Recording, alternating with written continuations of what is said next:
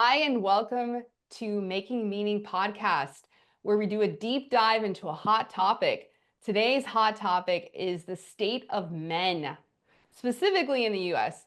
I want to do a quick intro of our panelists, and then we're going to look at some data. Patrick Day, Logan Timson, Zack Vieira, and Dan Burfoot. Woo! All right, so we're going to do the state of men. So the state of men, how are men doing?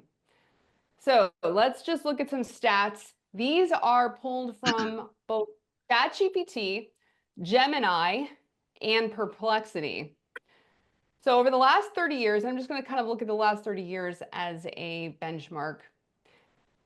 Suicide rates among men in the United States have significantly changed.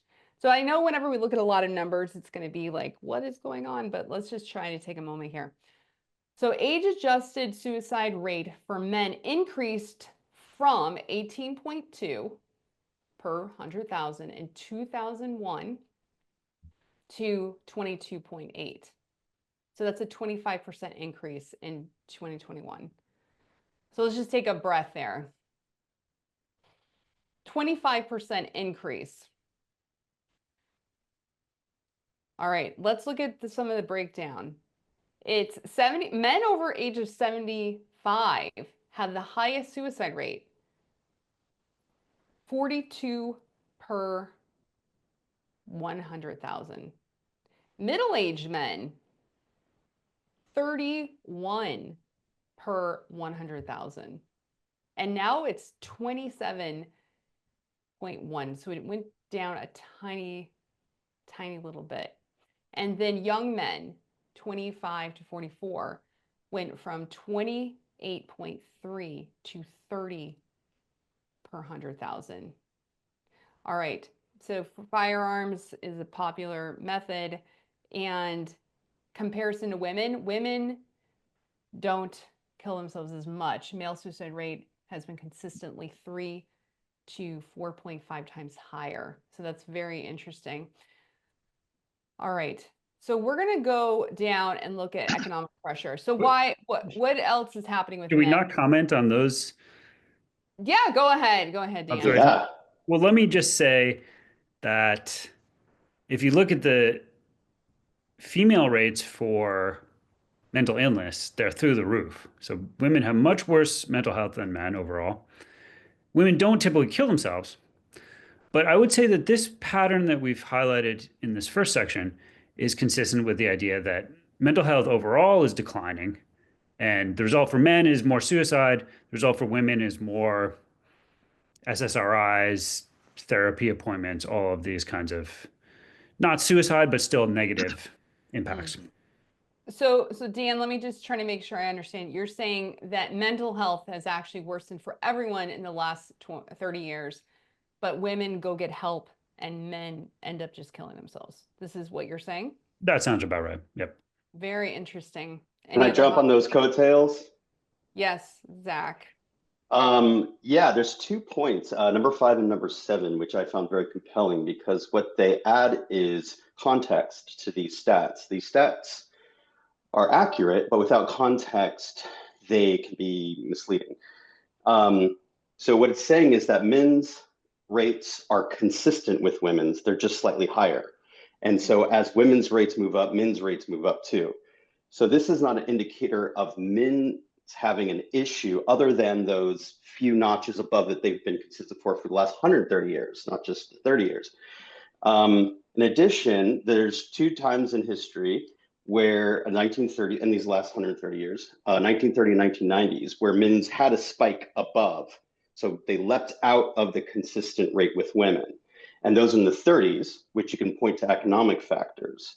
And then 1990s, which actually you can actually point to economic factors there as well. This is where the temporary stimulus of Reagan in the 80s, the cutting of taxes and the deregulation, where that caused this surge in the 80s, then fell into the 90s. And you have that mixed with a lot of people committing suicide in the 90s, musicians and celebrities and that sort of thing. And so, yeah, that's what I have to say about that. All right, I'm going to continue. Thank you guys for jumping in there. Okay, so let's look at some of the heightened economic pressures. Decline in manufacturing employment. Manufacturing sector, which traditionally employs large numbers of men, has substantially declined. So it's fallen 30% in the last 35 years. Due to technology, automation, and import competition. So I'm really interested if we're going to talk about some of the tech implications later. Wage stagnation for less. Wait, do we get a comment on that? Oh, sorry. Yeah, I'll go through this whole section and then we can talk about this economic part. Wage stagnation for less educated men between 1973 and 2015. Real hourly wages for prime-aged men with only a high school diploma fell by 18.2%. So that must feel extremely bad for people. Shift in job market demands. While manufacturing jobs have decreased, employment in sectors like healthcare has dramatically increased. This creates a skills mismatch for many men who lack the necessary qualifications for these new jobs. Declining labor force participation. The labor force participation for prime-aged men 25 to 54 has fallen from 98% to 98% to 89% from 1954 to 2024. Education gap. This is another one I'm really interested in jumping into today. A male share of undergraduate college enrollment has fallen from 58% to 44% in the past half century. In income inequality, the share of aggregate income going to middle-class households fell from 62% to 43% between 1970 and 2018, while the share upheld by upper income households increased from 29 to 48. I'm almost done, and then I'll let you guys are all jumping out of your seat. Technology impacts on leisure. I thought this was funny. Improvements in video gaming. Thank goodness someone's working on improving video gaming, right? And computing technology has been linked to a decrease in working hours for young men, especially those named Stephen Bollhoefer. I'm just kidding. I mean, those aged 21 to 30, and then slower personal consumption expenditure growth. The PCE, a main driver of economic growth, has slowed from an average of 3.8 growth to a projected of 2.4. Okay, anyways, let's jump. What is jumping out at you from this economic pressure section? I'll go. Oh, sorry, Daniel. Dan? Someone else? Well, I just wanted to say, I think this stat about wage stagnation is a little bit out of date. You see it going to 2015. In my experience, the people who are doing the best currently are the ones who are in the trades, the guys who know how to repair your heater, know how to repair your roof. Those guys can basically show up when they feel like showing up, charge however much money they want to charge. They've got it good. Mm-hmm. All right, so that's Dan's personal story. Anyone else want to share? Yeah, I feel like a lot of these data points that you pointed out are just really because of the introduction of women into the workforce. Like, for instance, wage stagnation for less educated men between 1973 and 2015, dropping by 18.2%. You know, to me, that I've looked into it, and it's a lot of supply and demand, right? So there's a certain demand for jobs, and then there's this increased supply, and that means that you have more people who are eligible to be in the workforce or willing to be in the workforce or what have you. So from that, since it's just a basic supply and demand metric, increased supply of workers, decreased demand, decreased pay. And, you know, and some of these, and another thing I wanted to point out too, just on one other statistic, and then I'll be done, is aggregate income to the middle class households dropping about 19% over the past 40 years, 50 years. You know, and I went on and got some Census Bureau data, but household incomes are rising. And to me, this shows me that the pie is getting bigger. The pie is getting bigger. The lowest fifth of income earners in America from 1967 to 2023 have actually gone up 47%. That amount has gone up. Now it's gone up disproportionately. The highest percentile has gone up about 90%. 86 is what I have written down here. So the pie is getting bigger. Household incomes are increasing, and there is upward trajectory for all people, even if they're getting a smaller piece of the pie is twice the size, you know, it's good. All right. Yeah. Very good. Who's got another hot take? Zach. So I think the heightened economic pressure stats here, it's another case of that income equality has fallen overall. For example, you can see in these stats that in 1970, an average of 50% of all income was going to the middle class households. And by 2018, it fell to 38. You can directly chart that from post-World War II. So where were we before the Great Economic Crash in 1929? We were pretty much where we are now as far as income inequality. You had a small few making a lot of money, and then the entire labor force was basically making pennies. What happens after the World War II is with the FDR New Deal, he begins progressively taxing the wealthiest at 98%, which is, we called socialism. And they did call it socialism at him, but he was very popular. He was elected 4 times total. So he brings the money back into the middle class. By the 1950s, the progressive taxes are down to 70%, which is a little more understandable for the wealthy, but he had to reset the bar. Now, through the 50s, 60s, and 70s, everything was doing really well. The problem is that there was a certain faction that was wanted to take down all the progress that the New Deal had made, all the balancing of wealth that the New Deal had done. And when Reagan came in and he chopped down that tree, the death blow, what he did is deregulate, and he allowed all our jobs to go over to overseas. That's where we start seeing things, all the manufacturing going over to China and other places like that.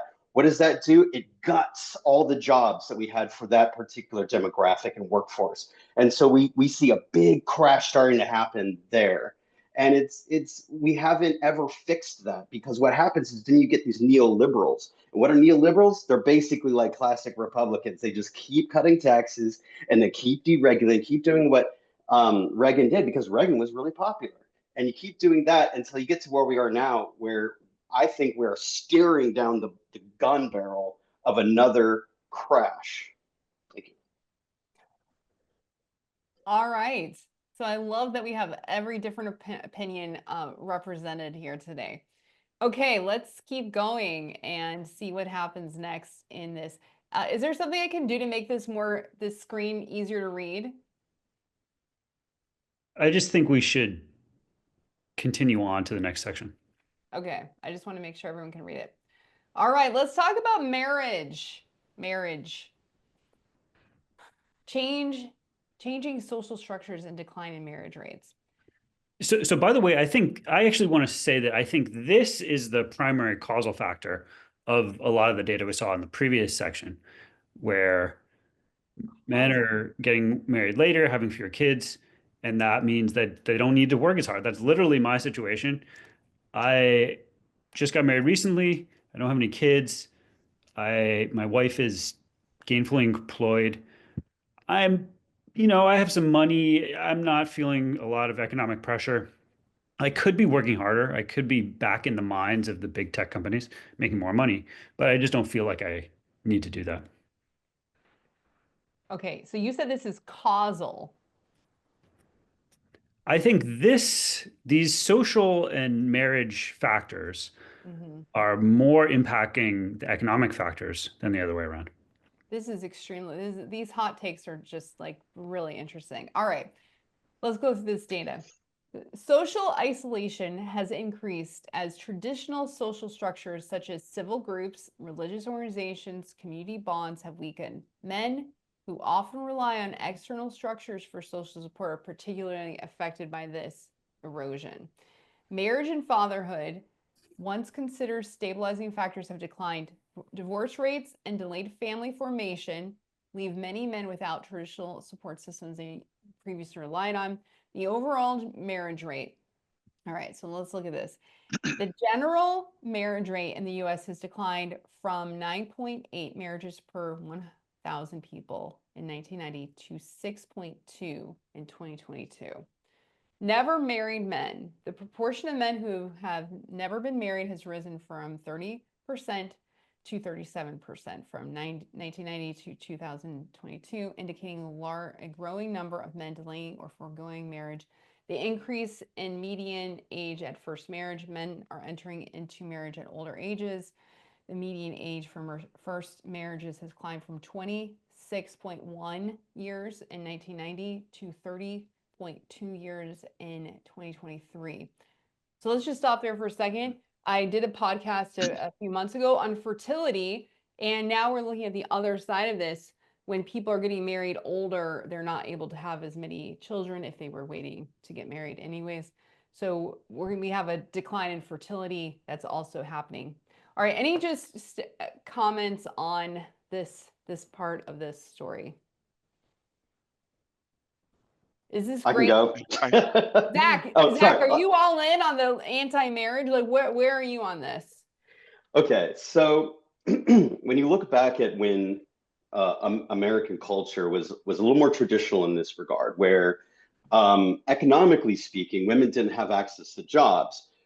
The deal is you get married and then you become a person. I mean, at some point, women couldn't even vote.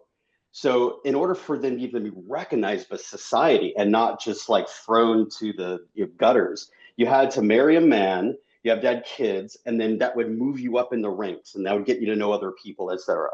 So after, we had women's liberation, women's voting, and women's empowerment, what happens is the deal of marriage goes from being mandatory to not being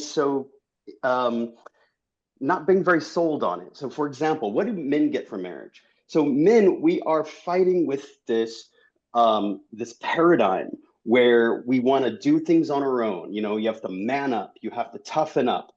The only time, you're not supposed to fraternize with other men in a sensitive, caring, touch, loving way. You're supposed to just stand shoulder to shoulder and just talk about the weather, So what do men get from marriage? They get meaning, they get purpose, intimacy, connection, support systems. A lot of times their wife is their therapist. Their wife is their only access to physical touch. Okay, but what do women not get from being married? They get financial independence, self-empowerment, and increased emotional available relationships because they naturally have a bunch of friends. Women, maybe even some other men, that they have an entire network. So in conclusion, forcing women into unhappy marriages again with unevolved men is not the solution. If men want to be married, they're going to have to learn how to be equal team players in a relationship. And I mean equal. The need to learn to have constructive communication, share the responsibilities, and frankly, man up when it comes to realizing that they are not kings of the castle any longer. Okay, it's a democracy. Thank you. Patrick.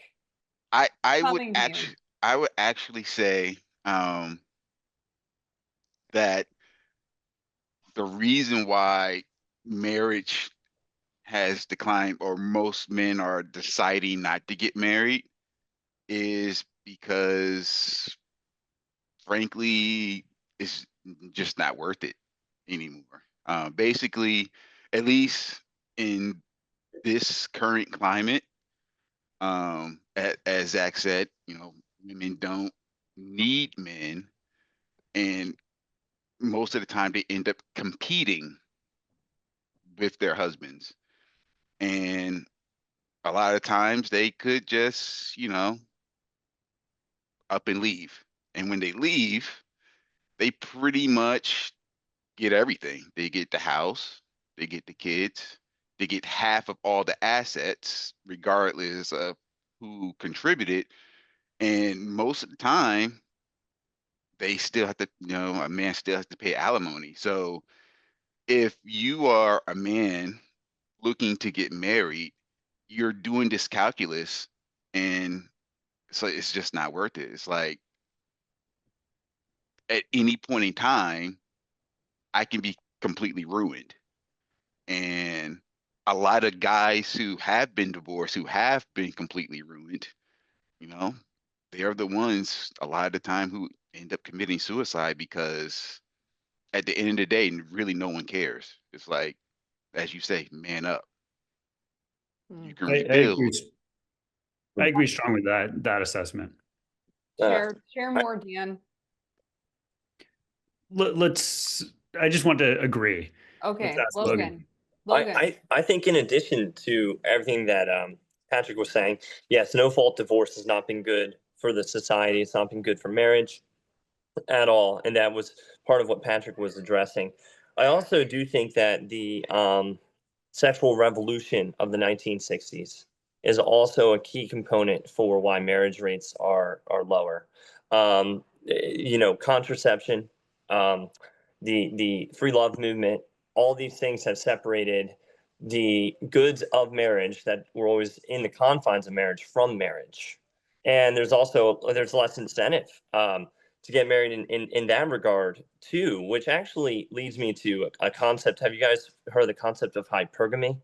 Yep. Yeah, right. So like Yeah, that why was don't you define it? Because remember, any fancy words, we need to yes. define them. Yeah. So hypergamy, it's a phenomenon where women tend to only marry those who are their economic or class or social, whatever kind of metric you want to put on it, equals or superiors, where men are less picky. And it's leaving kind of like a situation we have in China. Not in the same origin. They had the one child only policy where most of babies killed were women, but you have men who are just starving. There's this starving for a relationship, and women kind of had to pick the litter.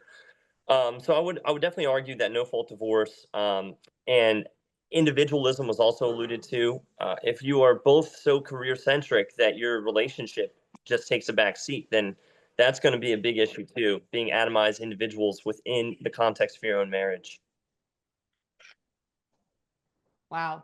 These are very controversial and very exciting hot takes. Anyone want to mention anything else before we go back to the data? Zach. I think when we look at society as a whole, I mean, the United States is a huge, huge country. I mean, it's about the size of Europe, which is made up of many, many countries.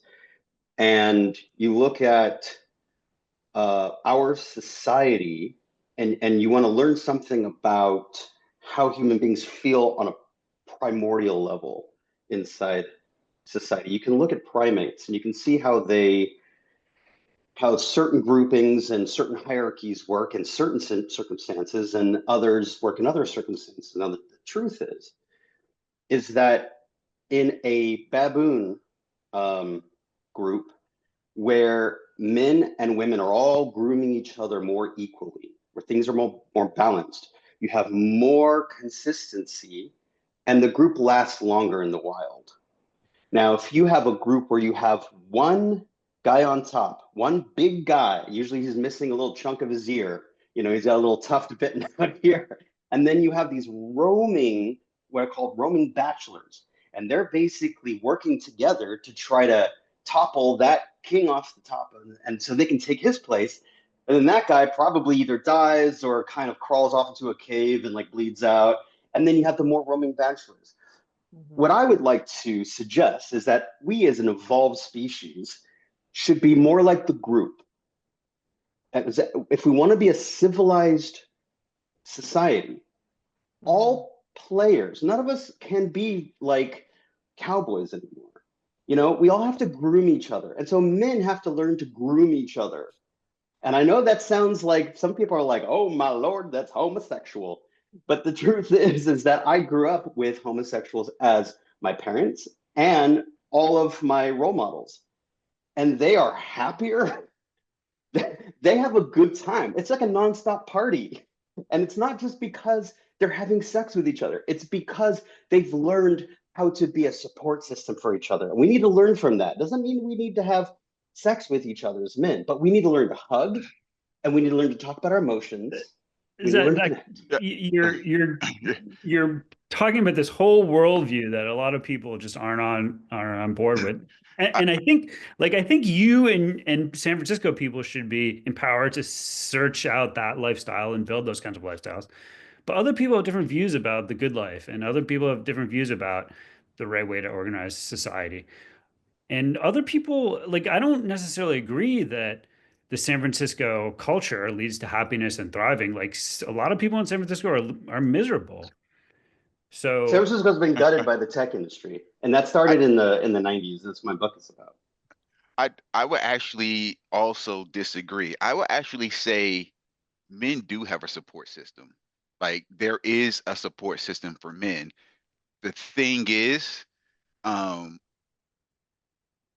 I think part of the problem is the always equation or equality is saying men and women are different and we just need to treat everyone the same. And the thing is, or the truth is, men and women are different. Period. Like we like different things, we seek different things, and the way that we look at society is just different, right?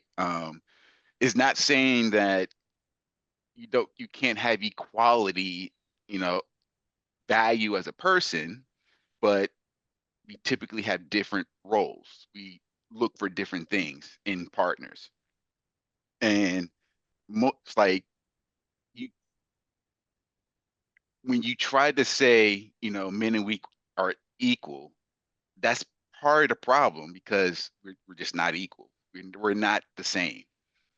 We can have the same equal value, but just trying to equate apples and oranges, that doesn't just work. And I think that's part of the problem when you try to force that, and not keep in mind that we are different. Um, that's that absolutely kind right. of leads to this problem. Yeah. Yeah. And actually, I agree with the complementarian aspect that you're talking about there. Men and women complement each other. And, of all the people on this panel, actually, the history actually talks a little bit about Zach's thread. And when we get into the history segment, I'll talk to that a little bit more. Not so much the grooming of other men together in that way necessarily in San Francisco style, but actually within the confines of the household and the ways in which fathers and mothers function within the household and this complementarianism that Patrick alluded to, and actually this kind of like grooming and helping that Zach referred to. I'm actually in a level of agreement, just maybe a little bit of a different angle, and we'll get to that when we get to the history. Yeah. Yeah. Yeah. Thank you. Thank you, Logan. We're almost done with this data. And I then just have we're one more going, comment on that. yes, go The ahead. grooming remark by Zach. Men did that in a certain way, a certain version of that, when there were male spaces in society. And a lot of those spaces were destroyed by essentially feminism, right? You couldn't have the male only bar where the guys got together and talked about their lives. You couldn't have the male only club where guys did guy stuff. So I think that you're right in a sense, Zach, but you're assigning blame to the wrong group of people. And I would actually add on to that, like even now, there are like men do groom each other. Like if you're going through something as a man, like you're not going to go to your wife. You're going to go to your male best friend because he is going to actually get it. And I would put the stake in the ground and say men and women, we live two different existences in society.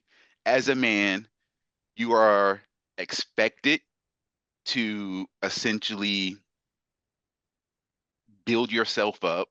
Like in society, you really don't have any value until you have reached a certain level of status or whatever. And until you've done that work to like gain some sort of status, you're essentially invisible. Whereas women, like from the beginning, they're assigned value at birth, essentially. And when I say value, I'm not saying value as a human being, but like value to society. And most of the time, like the issues that males go through, most women don't really care.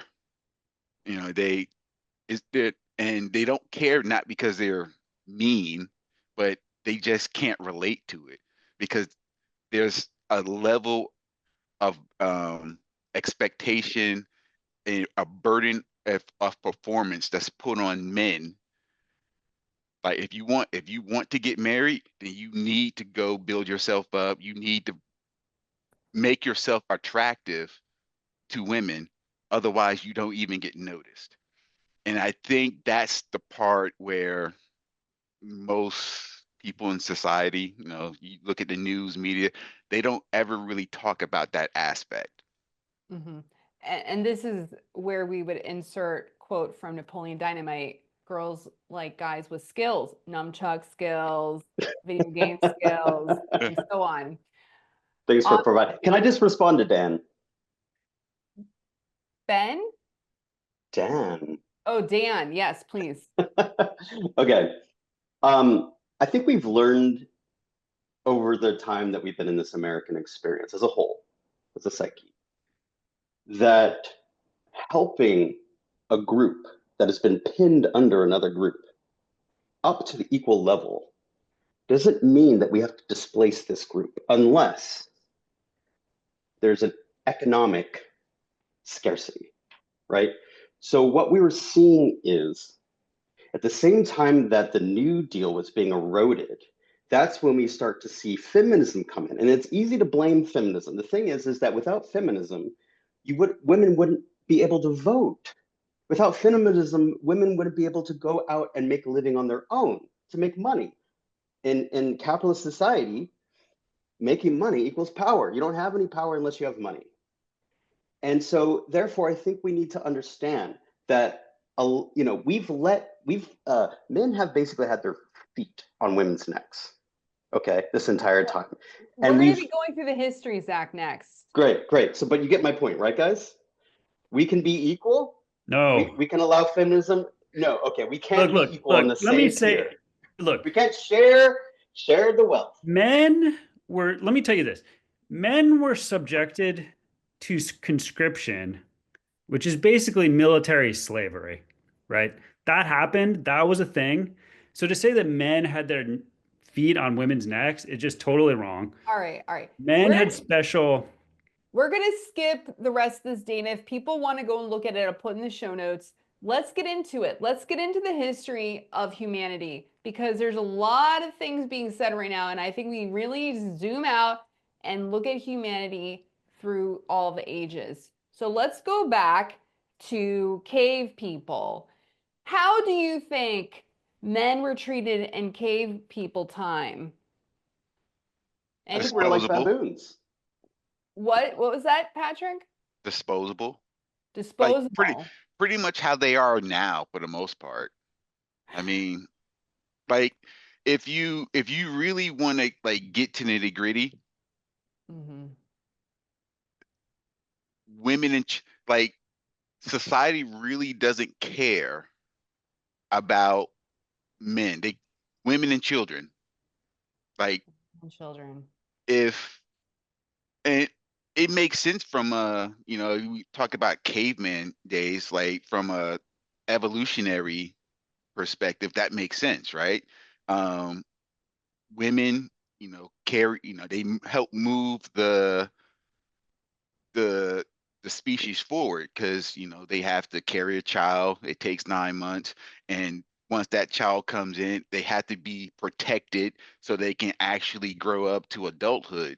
Whereas men, there's a war that's intact. Hey, they go out, defend, die, and it's like, well, John was cool and all, but we got to move forward, right? So I feel like now that type of is just being exacerbated because society still kind of look at men as utility, and they really don't have any value. They're disposable. Mm.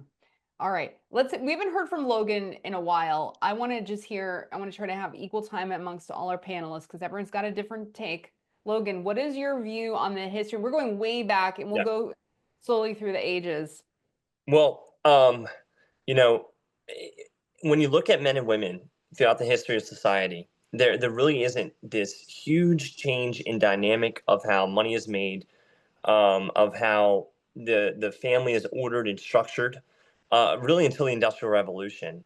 So really, for a millennia plus, um, there was this co-laboring. I read some excerpts from a book by Nancy Pearcey. It's called Total Truth, and this is what she wrote in her excerpt. And I know I'm fast forwarding a little bit, but I'll go rewind a little bit. But the fact of the matter is, I think that the Industrial Revolution covers the bulk of what we're dealing with here. So she said, what did colonial integration of work and life mean for familial relationships? It meant that the husband and wife worked side by side on a daily basis, sharing the same economic enterprise. For a colonial woman, one historian writes, marriage meant to be a co-worker beside the husband, learning new skills in butchering, silversmith work, printing, or upholstering, whatever special skills the husband's work required.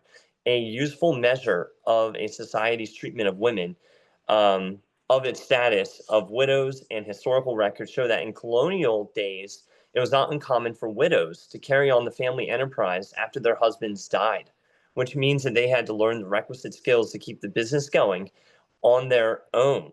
And you can actually find that in ancient texts. Proverbs 31, which was written roughly 800 BC, 900 BC. It describes a woman in Proverbs 31, and I kind of summarized it. She works willingly with her hands.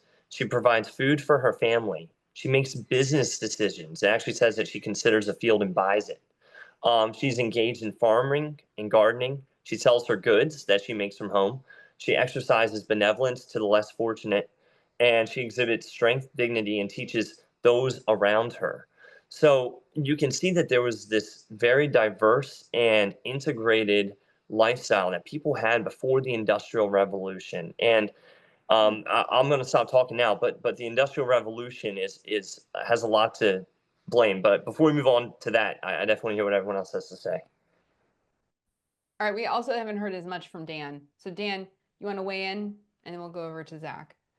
Well, just because you brought up the ancient eras of the cavemen, I looked up a statistic about reproductive success. And in the most selective environments, there was a 1 to 17 ratio of reproductive success in men, meaning that the most successful men were 17 times more successful than the least successful men. So I think what the message is that there's this enormous range of variability. And yes, the guys on the top are living large. They're the kings, the priests, they've got money, they've got women. Guys on the bottom are slaves, laborers. They get sent out into the fields. They get sent to war and killed. Like massive, massive inequality in terms of status for men. And for women, it's just not the same level of variation. Some women are above others, but even the lowest ranked women still have some decent chances of reproducing. Don't forget, a lot of people die in childbirth. Okay, Zack. Okay, I loved hearing about the pre-industrial revolution because I also feel like it caused a lot of harm. And I love hearing from Logan about what it was like before that. And it sounds like everyone had a part, everyone had a job, everyone worked together. And for a long time, I actually wanted to go back to those times, and I wanted to live. I'm going to go live on one of those like recreation towns with like Quakers or something. But the question you had is like back to our like primitive roots, right? I think, that's a time when we were kind of fresh out of like baboon land. We had been primates, we were living like primates, right? And then we evolved and we get our frontal lobes and that sort of thing. But we're still kind of living in the wilderness. Is that the concept? I mean, I think we were living in caves, but yeah. And we're maybe not the top of the food chain. We're having to, cook our food over a fire and. Yeah, lions, saber-tooth. Yeah. Okay, so I would say in that dynamic where we're not the top of the food chain, What makes us men also made it so that we could go out and protect our family. And I think this is latent, or whatever you want to call it, primordial in what it means to be a man, because we got like testosterone, we got this stuff going through our bodies that make us more like strong, and we develop more muscular, our skeletons get bigger, thicker, maybe our skin is even more tougher, and we need to be able to go out. I mean, that was our role. That is our role, to go out and be disposable, actually, to be somewhat disposable, to be driven, even though it's like against our own best interest, you know, to be driven to fight and kill and bring food back so we can all eat it. The difference is that we evolved out of that space. And so now we're in this space where we're trying to be this like society. We're trying to be a balanced society, no longer cavemen, but we still have all this testosterone running through us. And you know, I don't know the answer. What I'm not suggesting we remove our testicles. I'm not suggesting that. I just think we need to be, we're like racehorses. We need to be run like racehorses to get the yayas out so we can come back and be in society and relax. I just love the expressions on Patrick's face. Do you have any reactions to this? I mean, you just pretty much stipulated that men are just utilities, and that's like when you say, you know, men have their foots on women's necks and like leadership, it's like you make it seem like an oppressive thing, but in actuality is like, you know, leadership comes with a responsibility, right? And I think in today's society, we want to kind of force men to be leaders and have the responsibility without any type of authority. And like that, you just you can't expect someone to be a willing slave in that respect, because that's like if you are forcing someone into a leadership position and forcing them to assume that role, but then you strip them of any type of authority, you pretty much making them a slave. And it's all about utility. And that's part of the problem, because now it's an expectation, right? And as you say, you know, you should run like racehorses and get the yayas out, you know, because we have all this testosterone. Like if you notice why men nowadays aren't getting married, they're like, yeah, I'm not willing to pretty much give my life for this concept and then basically get nothing in return. I think also we can only get so far too, because this is one of the foundational elements I believe that has led to the crisis of men, and has been articulated. Like for instance, Zachary, you have a very naturalistic worldview, right? We've evolved from a single cell organism, and we are the products of evolutionary chance, cosmic accidents.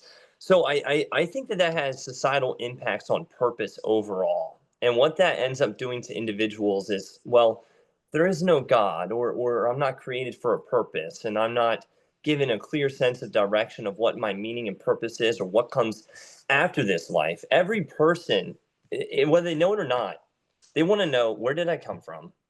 Why am I here? How should I live? And where do I go when I die? These are like 4 fundamental worldview questions that every other philosophy and worldview has tried to kind of answer, right? And some are more consistent than others.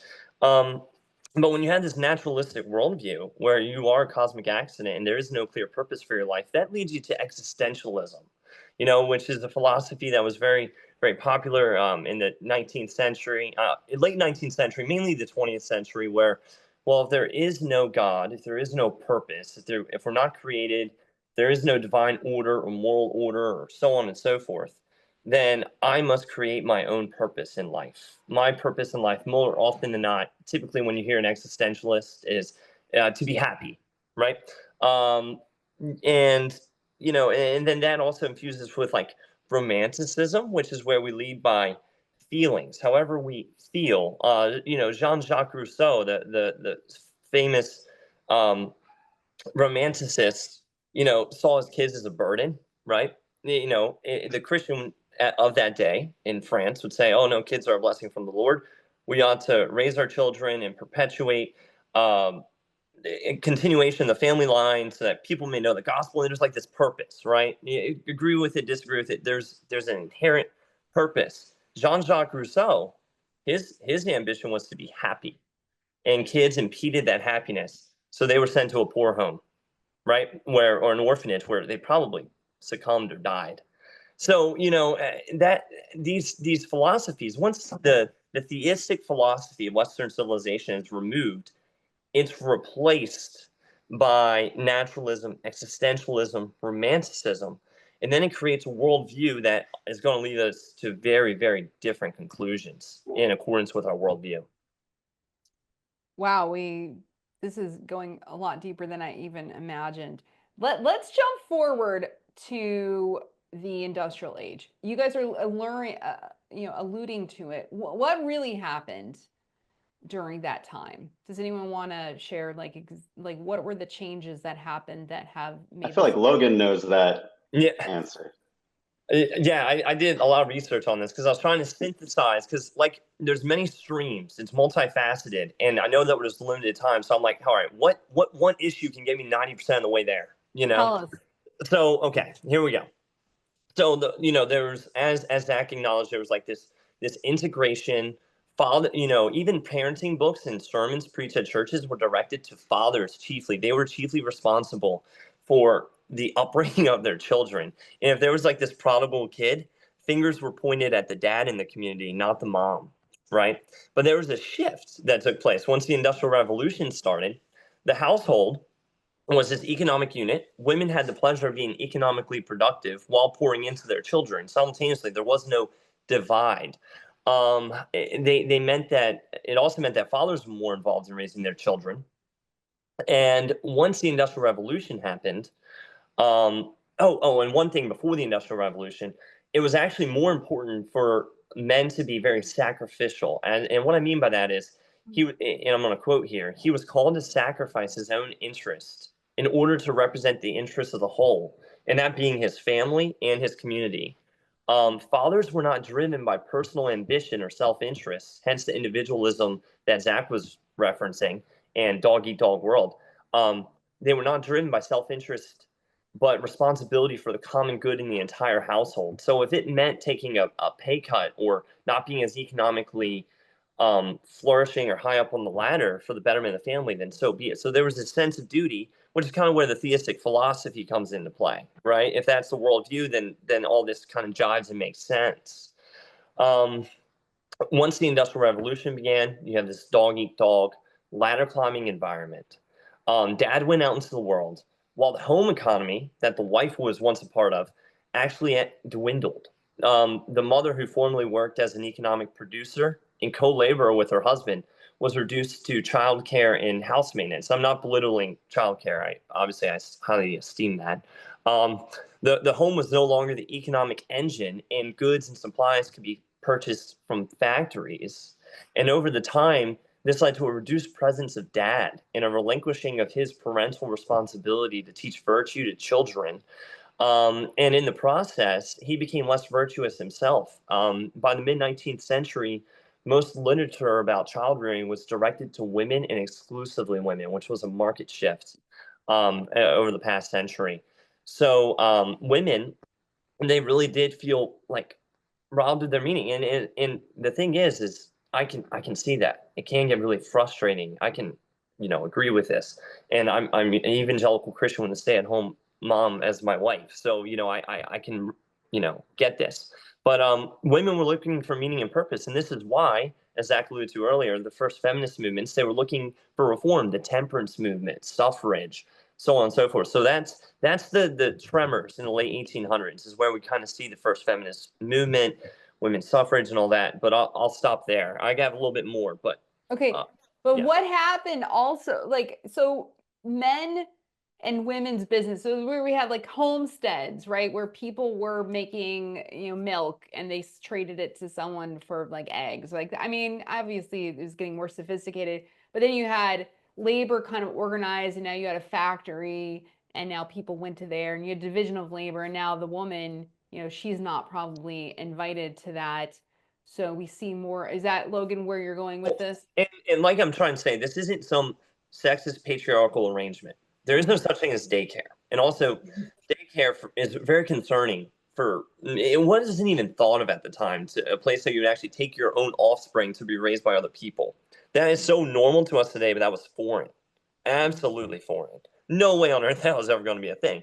So that's not a thing. And someone has to leave the home. Who's going to stay home? This isn't sexist. This is biology. Where's the baby going to get nourished from? I can't breastfeed my baby, right? So the natural reality is mom has to stay home, not out of sexism, just like this is the created order or evolutionary order, whatever, that we're in, whatever your worldview tells you. And this is the way it has to be. There's no better way than this. So it kind of stinks that this is what happened with the Industrial Revolution, but it did. And that's kind of how we have this order that pervaded up until, let's call it the 1970s. Wow. All right. Well, we're jumping over World War I and II, but any other thoughts on the Industrial Revolution? What happened? We started building factories, started building farms, industrial farms, and people went to there to work, and things coming up for people. Are we going to go through all of history? I have a comment about the 1950s. All right, let's jump to the 50s then. And also, I also just want to mention World War I and II, and probably every other war before that, men were sent to war. I just feel like this is very important to mention. Men were sent to war, and I know I'm not supposed to be bringing my own opinions, but top leaders, meaning presidents and kings throughout all of history, my bias is coming in, have sent young men to kill other people and be murdered for their goals. I just want us to be reminded of that. Genghis Khan, Napoleon, how many poor people died because Napoleon had some stupid visions and ideas? And every king has sent off young men into war, conscription, throughout all of history.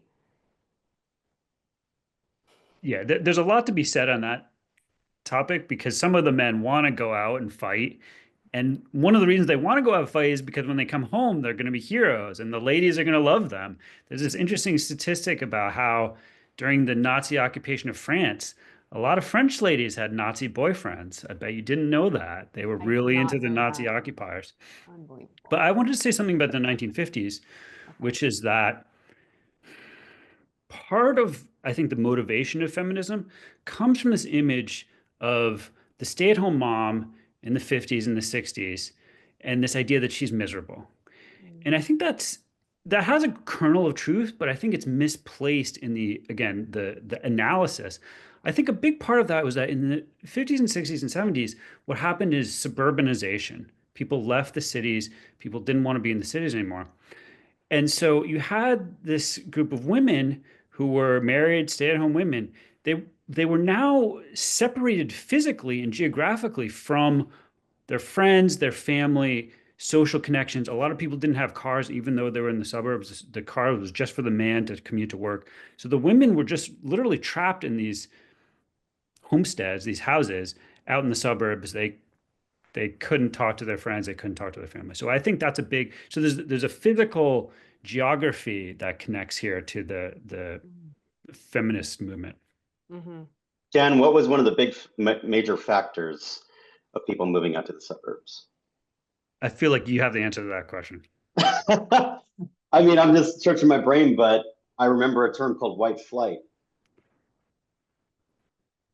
That definitely is a portion of it. During the Great Migration, you can see that happening. And then it wasn't alone. You know, the great migration from the south up to the north and the displacing of white people from certain sectors of the economy, and then black people entering northern economies. That definitely was a part of it, but not all of it. You also had like the Levittown experience, pre-planned buildings. The cities were getting older, you know, so there's multiple factors, but that's one of them, Zach, for sure. I think also we had the highways were being built and marketing was getting really going after the war. We had propaganda, which we talked about in my previous podcast.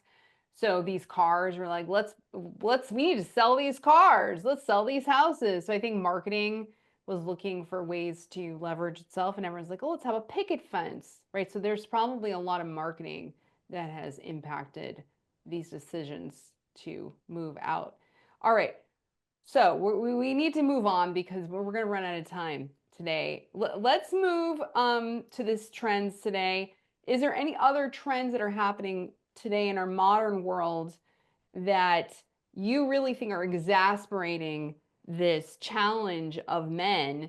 And like, let's just jump to the present. What's going on right now? What's causing these high suicide? And also we're seeing all mental health going down across men and women, as was pointed out earlier. So I'll start by commenting. I think a big part of the plight of men and women in the world today is gender alienation. And I believe a big cause of that is a kind of feminist blank slatism, where women and feminists want people to believe that men and women are actually the same, and it's just an accidental biological thing that separates us. Whereas in fact, no, there's very serious fundamental differences, psychological differences. And the important part is that the culture and our knowledge of how to act in society has to reflect those differences. So people have to be aware of what is a good way. Men have to learn how to interact with women, and vice versa. Women have to learn how to interact with men. I'll tell a personal story, which is a little bit embarrassing, but you wanted stories. When I was a young guy, I really bought into this feminist concept that men and women are psychologically the same. And so I was like, okay, well, I'm a young guy, so I would love it if some women came up to me and just propositioned me to spend a night together. So I did that to some women. And like, okay, clearly that was absurd in retrospect, but it was because I had internalized this message from the feminists that men and women were psychologically the same. In a sense, I was lied to. Can't believe someone lied to you, Dan. All right, Patrick, we haven't heard from you lately. What do you think is going on? Like, what is bringing us to today? What's happening? I think it's like, everyone's like, Logan and Dan has kind of touched on this a little bit. I believe it's trying to force men and women on and convince us that we're all the same. And it's just not true. Like, as far as the way we think, the things that we are attracted to. Like if you ask, most women, like, what type of guy do they want, they would probably describe, someone who you would consider the nice guy.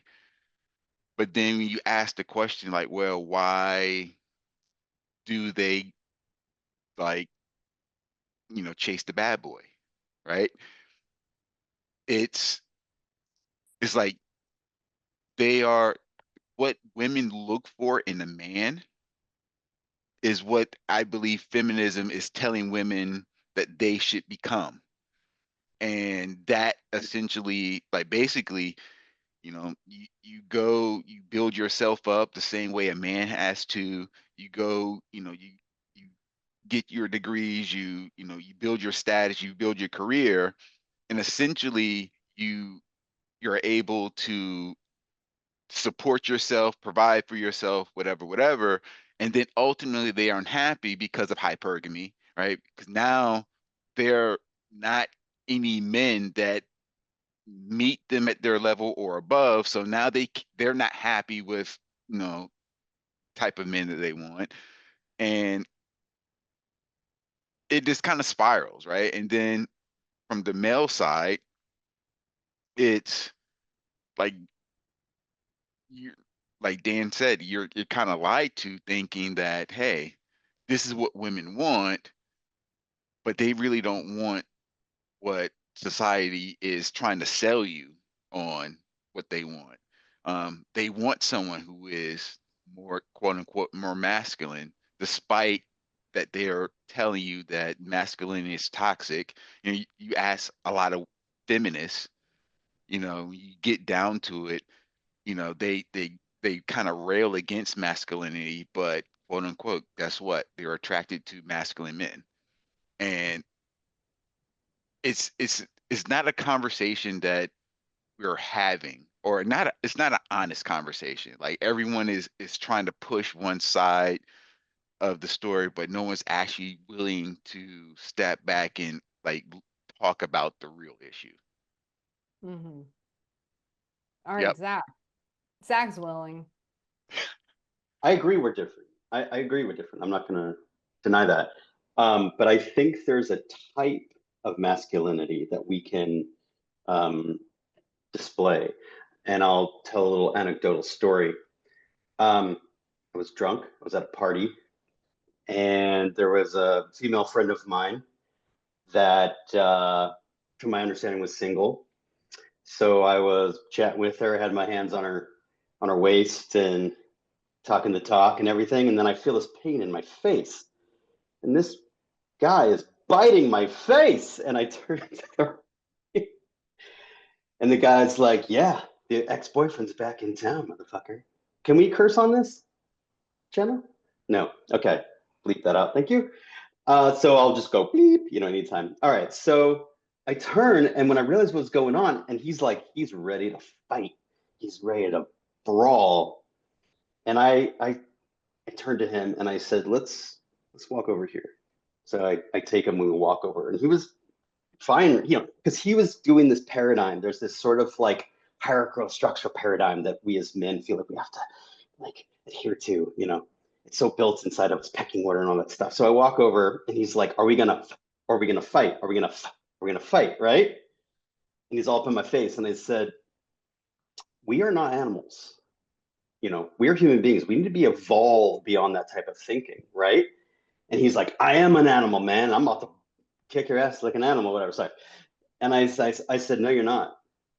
Like, you aren't. I think you need to look inside yourself and actually evolve beyond that. And I have I know it seems improbable. We had a conversation. By the end of the conversation, he promised to be a better person. That sounds nuts, but I was just drunk enough to be able to get in this guy's face and talk to his brain. And that's how that went down. I think the thing is that we as men, we need to be able to stand toe to toe. But rather than putting our fists up, we need to talk to their brains and help them evolve this beyond this like primordial, like, So I hear that as civilization. Boom. I would argue that this is nothing new. Proverbs 15:1 says, "A gentle answer turns away wrath, but a harsh word stirs up anger." So this is not, anything new. I don't even believe in the theory of evolution. Obviously, we're talking naturalism, creation, worldview divide here. We have different paradigms in which we're assessing all this information. But I think that this has always been in the human fabric and conscience to be this kind of noble gentleman that's not afraid of a fight if it comes its way, but will seek peace before all things.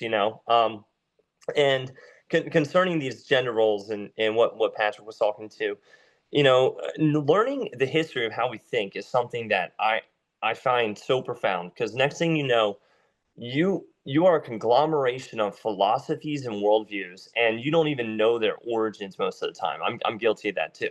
So Simone de Beauvoir was a French radical feminist in the 1940s, 50s, 60s, and she wrote a book called The Second Sex, in which she was pioneering and trying to argue the fact that it was merely social constructs and social constructs alone, aka the nurture, that is what made a woman a woman. There's nothing connected to the biology. There's nothing connected to reality. It's just literally just the socialization. And lo and behold, Scandinavian countries have done experiments on this, and they inherently different.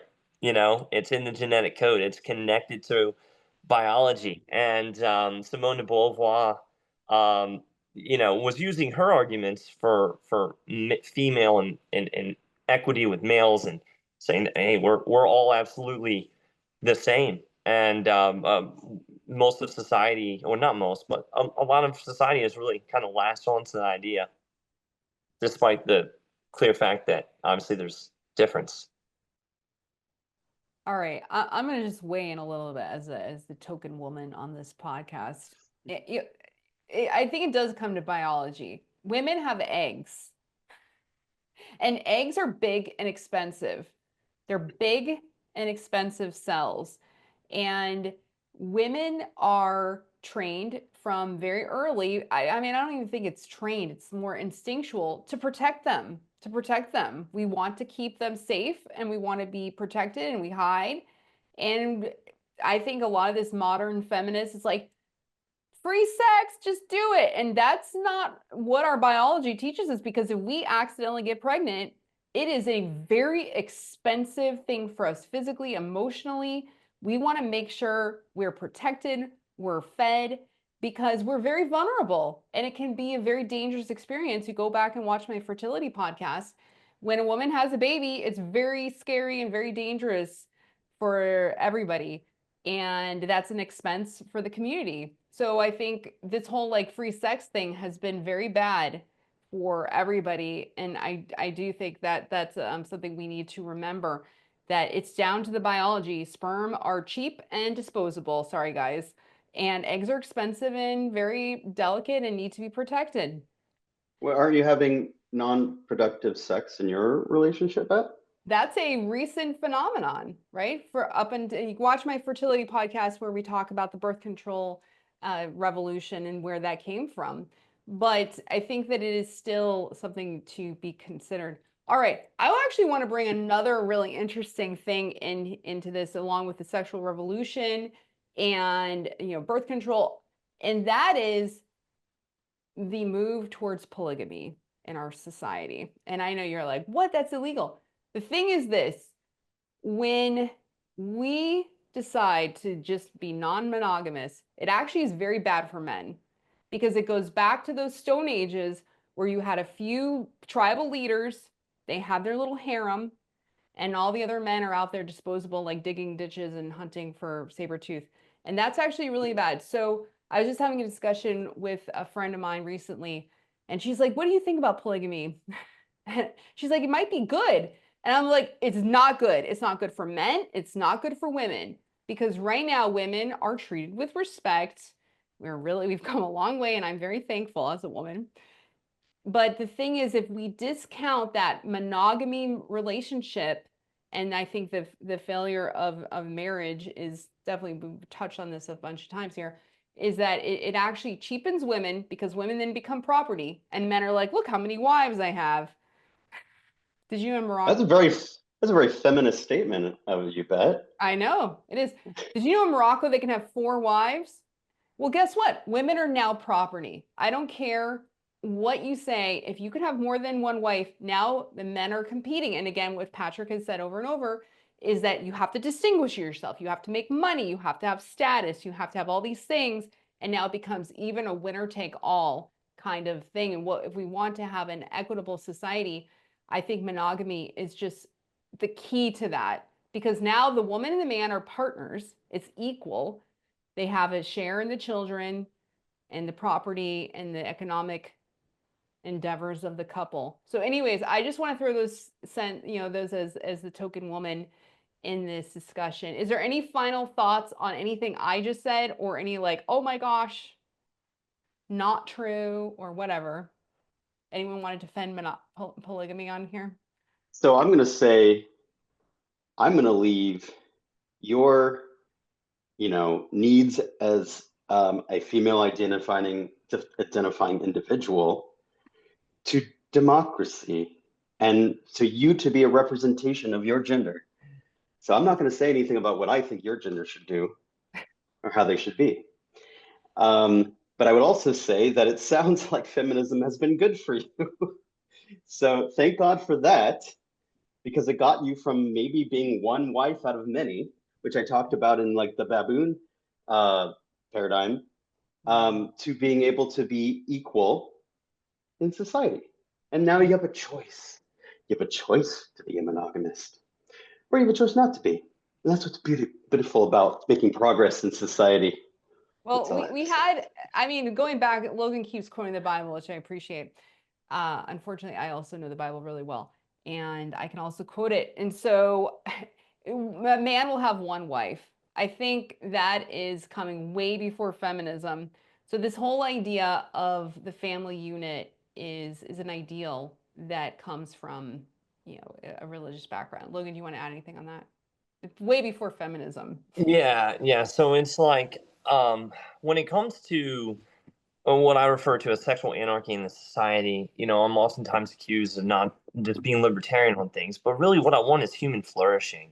I want people to flourish. And the sexual revolution has ravaged society, whether that's me, I'm the product of a boyfriend and girlfriend at 19 and 20 years old, never together, parents never together, I'm a product of the sexual revolution and that being an acceptable practice. Um, and it's ravaged children, it's ravaged marriages.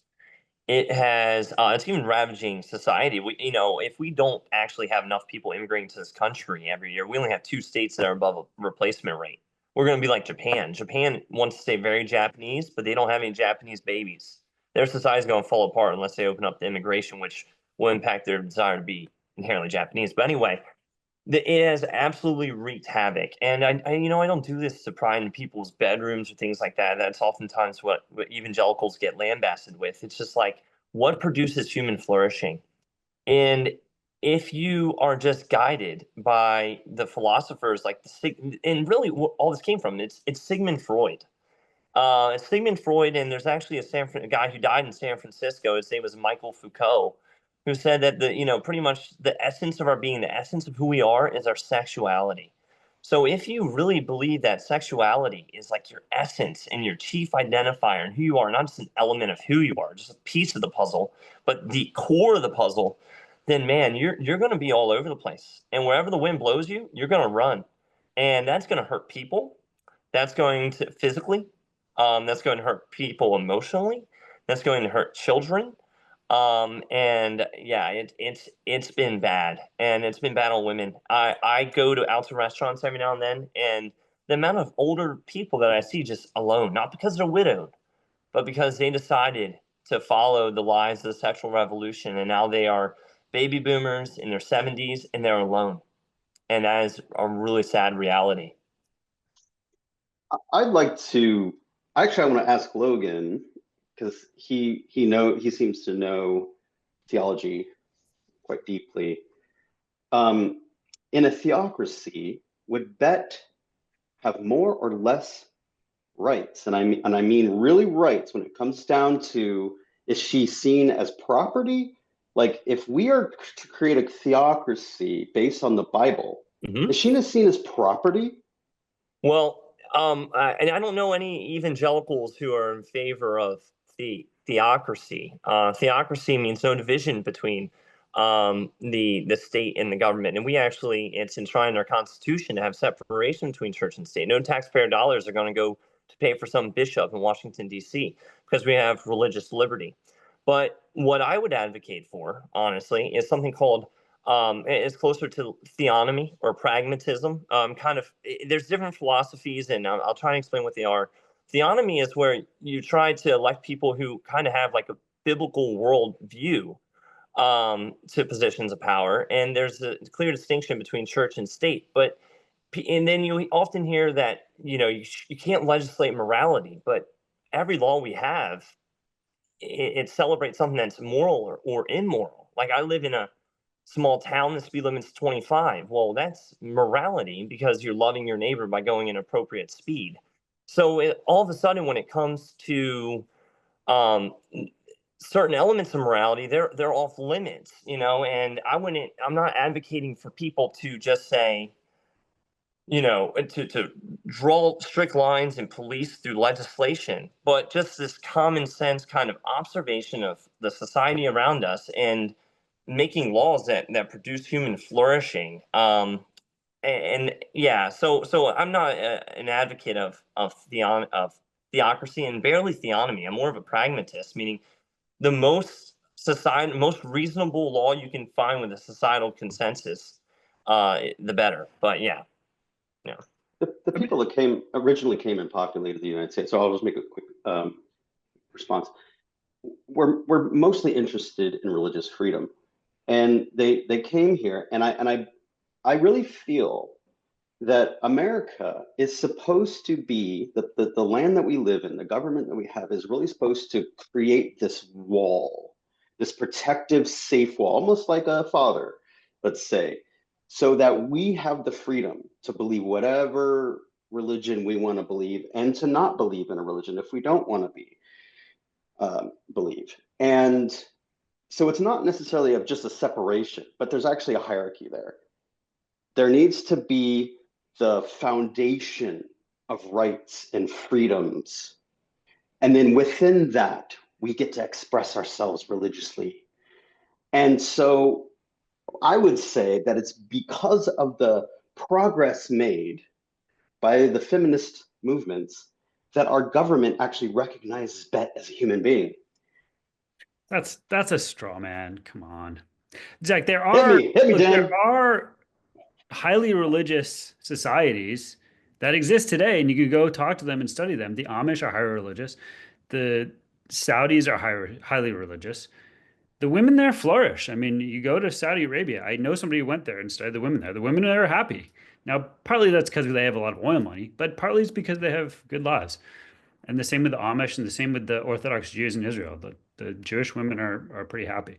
And so to say that like religious people are trying to turn women into property or some like Handmaid's Tale argument like that, I just think is not on the right track. But why were women not allowed to vote until 1919? Well, even what I said earlier when I was talking about. Oh, go ahead, Patrick. I would answer Zach's question. I think the primary reason there was issues with the women voting is because with that is being part of the draft.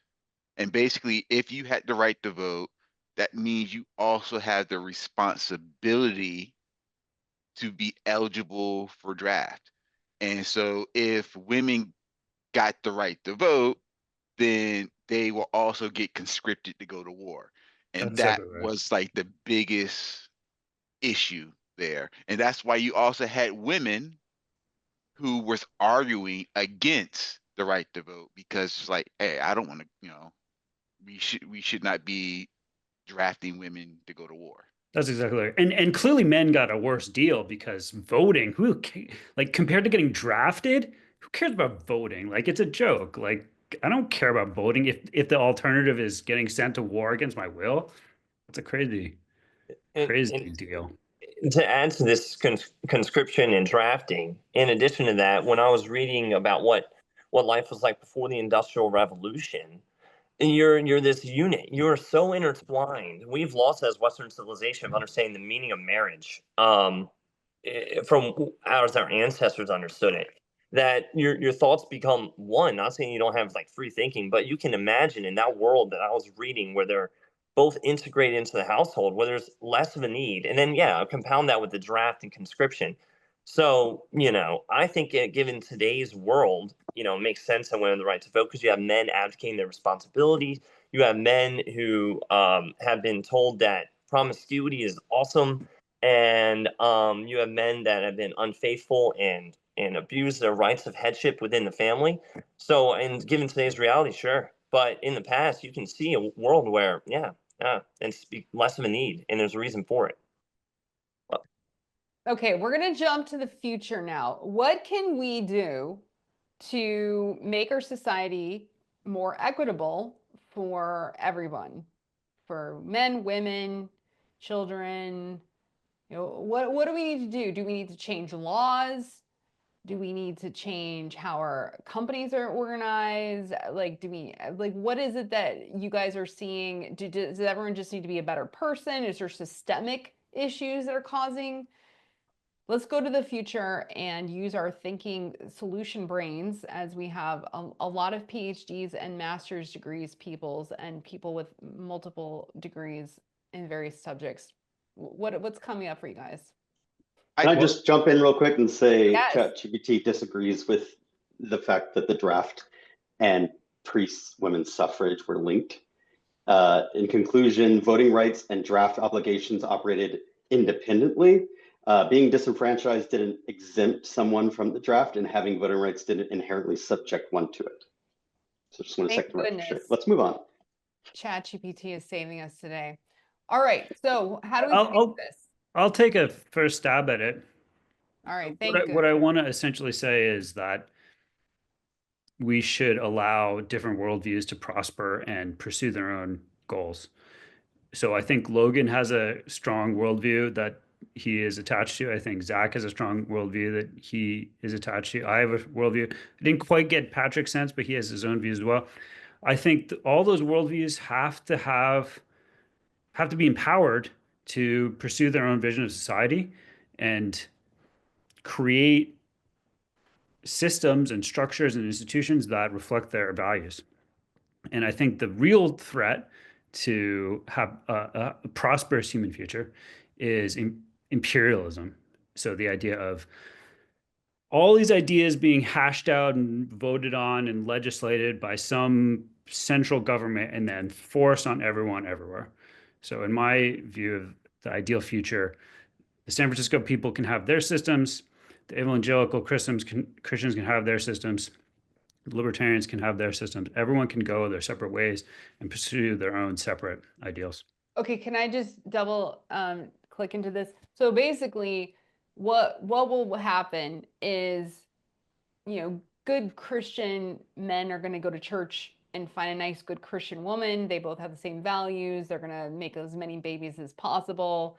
And good libertarian men will go on wherever you guys go to New Hampshire, find a nice libertarian woman and have 2.1 children. And people in San Francisco will continue to not have any children and have a polygamy kind of ethos on their dating apps. Zack, let me know if I'm wrong about anything. And Patrick, so how does this resonate with you? We're just going to basically become more and more fractured as a society, which may be perfectly fine. I don't know. Maybe it sounds good. Patrick? Yeah, I think the answer, or maybe not the answer, but a potential answer is try to bring back the core family. Like as we've gone through, we've talked about many different reasons. The core nucleus of the family has basically broken down. Is eroded to the point where, being a single mom essentially is like kind of celebrated. And it's kind of, in order to get back or try to like fix some of it, we need to kind of bring everyone back together. Mom, dad, everyone back into the nuclear family. I'll be honest, I don't know the best way. Like I have some ideas how you could do that, but I think it's too many variables there to kind of to boil it down to one or two for that matter. All right. And Zack, what's come up for you? How do we fix this? Do we not fix it? Is everything great? Nothing's wrong? Everything's good? What's coming up? I think it's important we have a robust government that simultaneously protects our freedoms. I think the reason why we have freedom is because of the government, not the other way around. I think that in order to have a robust government, we need taxation. We need to all pay our fair share. And we need to have a military to protect our wealth and our territory. And within that structure, we can express ourselves in a millennia of different ways. And if we want to live with a particular family structure, we can. And if we want to run naked to the streets in the city of San Francisco, we can do that too. And we can have a side eye to each other, but legally be allowed to do that. I think that if we, the libertarian point of view, the problem with that is that they want to starve the government. And the Republicans have basically, to get the libertarians into their party, have jumped onto that mentality and they have starved. So what we had was a New Deal where everyone was prospering. And then the government has just been cut and chopped and starved down and then criticized for not being functional and then cut and chopped and then criticized again until it's basically can't do anything. And then it can't keep corporations from buying each other out and forming monopolies, so that everything we do is basically controlled by a handful of corporations. In order to get back to that pre-industrial beautiful place, we have to have a strong government that regulates the market and keeps that from happening. We have really every point of view on this You, podcast. Zach, you can build that in California. Build that society in California. Oh, Just it keep has been built. And Yeah, so but you're going to be invaded, Dan. You're going to be invaded. What do you Come think and is going to take it. happen? You have your bayonet. We have no fear, but we're going to be invaded by California. Who? California going to New Hampshire, Zach? I didn't hear about this. yeah. I think you'll be invaded by many other people. I mean, Nobody is going to invade us. We have more guns than anyone else in the world. Oh boy. No, but you won't be us. You'll be left out there by yourself with your little tent. All right. Let's hear from Logan. This is the last parts of this podcast here. So, Well, Logan, how do we fix this? Well, I got the antithesis of big government. I am an advocate of federalism and local communities actually having a identity, and that gives people purpose. Not relying on a check from FEMA and the federal government and this centralized power that's just going to be our benevolent overlords that then curtail our rights because they're our overlords, so we can't do anything anyway. So I find big government to be extremely dangerous. And I think that communal structures are extremely important, starting out with the building block of all societies, which is the family. And men in particular need to be incentivized. They need to be convinced that having a family is worth it.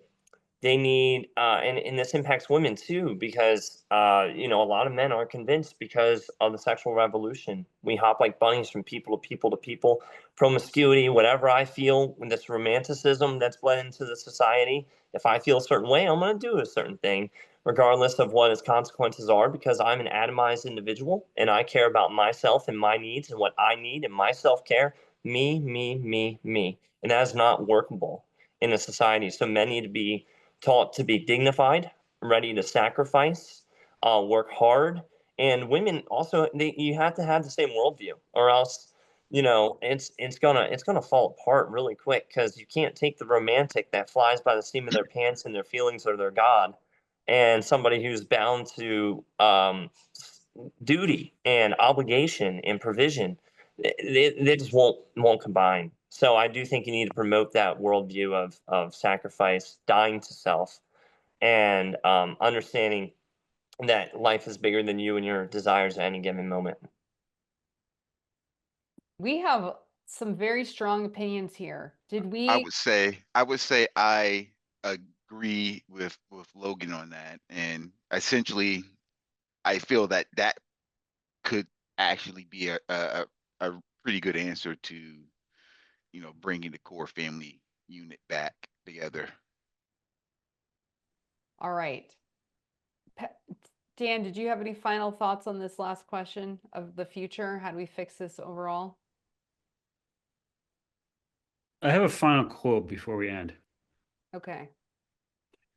So this gets to the issues that some people were talking about, how men are, in some sense, behaving badly or behaving inappropriately. There's a quote from James Joyce.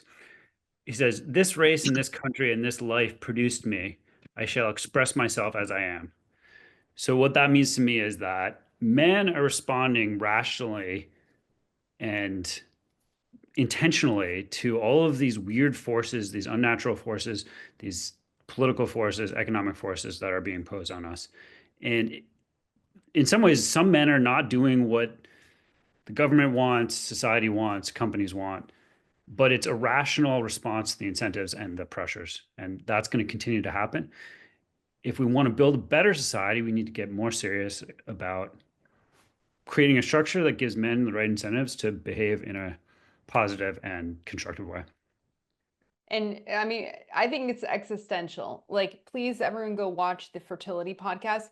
The human race is on a track to be gone. We are going to be extinct. And there is a huge amount of people who actually really want the human race to be extinct. They literally write about it, they praise it, they try to, there's a lot of people out there who want us to go extinct. But if you do think humanity has brought some good to the planet, you should want there to be more babies coming out soon. All right, we're going to do a wrap up. Is there anything you want to plug? Is there anything do you have a podcast or maybe a memoir, perhaps? I have a memoir. Zack, tell us where people can find you on the internet if they want to hear more about you and the things that you think. We could literally read the first 6 chapters of my memoir entitled Last Days of San Francisco, and that's the URL, lastdaysofsanfrancisco.com. And have fun. All right, I'll put the link in the show notes too. Patrick Day, do you want people to look you up somewhere? Is there maybe your thesis is out there, people can read it? I don't have my thesis up yet. I will probably put it on LinkedIn, so you could find me on LinkedIn. All right. And let's go to Dan. Dan, what do you want to plug?